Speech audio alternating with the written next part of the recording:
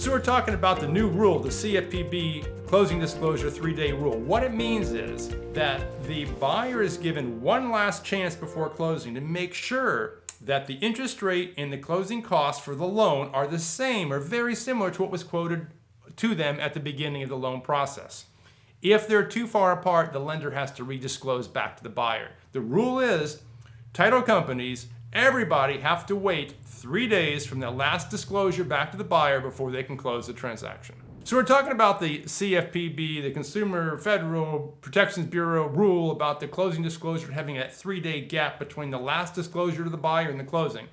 Real estate contracts, whether it's the FAR bar as is, the FAR bar regular contract, or the Tallahassee, Naples, or Jacksonville contract, because there's 3 board contracts in the state of Florida for a total of 5 contracts, they all address this requirement to have 3 days, a CFPB rule, a 3-day disclosure between the last disclosure and the close date. So the contracts allow for this. Matter of fact, they give you an automatic extension of 7 days in case there's complications with this closing disclosure.